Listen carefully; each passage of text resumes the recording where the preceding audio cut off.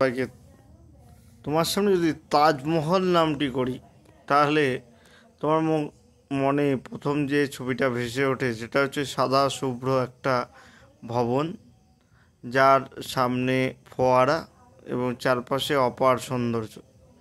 এই তাজমহল কেন তৈরি করা হয়েছিল? মোটামুটি সবাই আমরা পড়েছি ইতিহাস বইতে যে সম্রাট শাহজাহান তার পত্নীর বিরহে এই তাজমহল নির্মাণ করেছিলেন। তাজমহল প্রেমের প্রতীক, ভালোবাসার প্রতীক। অনেক সময় প্রেমিক প্রেমিকারাও তাজমহল একে অপরকে উপহারও দেন। কিন্তু এই তাজমহল সম্বন্ধে নতুন তথ্য নয়, কিন্তু বেশ পুরনো তথ্য হলেও উঠে আসছে যে তাজমহল কোনো প্রেমের প্রতীক নয়, এটি একটি ধর্মীয় উপাসনালয় ছিল। অন্যান্য সনাতন হিন্দু বা হিন্দু ধর্মাবলম্বীদের এটি একটি শিব মন্দির ছিল এবং সেই মন্দিরটিকেই পরবর্তীকালে তাজমহলে বা পরবর্তীকালে কবরখানায় পরিণত করা হয়। এবং এই বিষয়ে ঐতিহাসিক প্রমাণ দস্তাবেজ কিছু রয়েছে।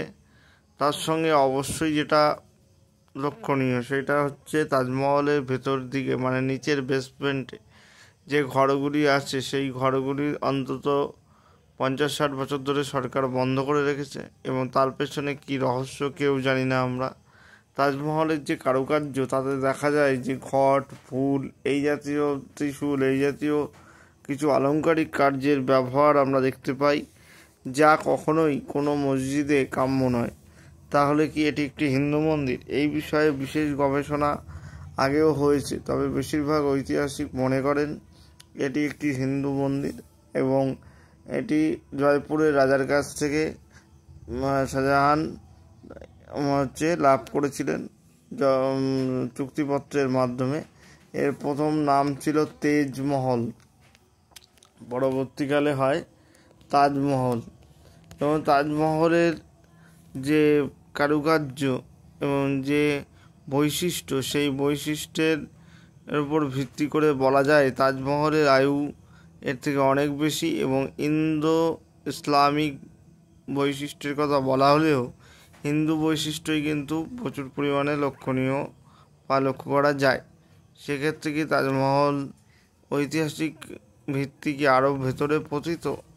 এই বিষয়ের উত্তর আমরা ধীরে ধীরে পেতে থাকবো এবং ধীরে ধীরে আরও গবেষণার মাধ্যমে উঠে আসবে বলে আশা করা যায়।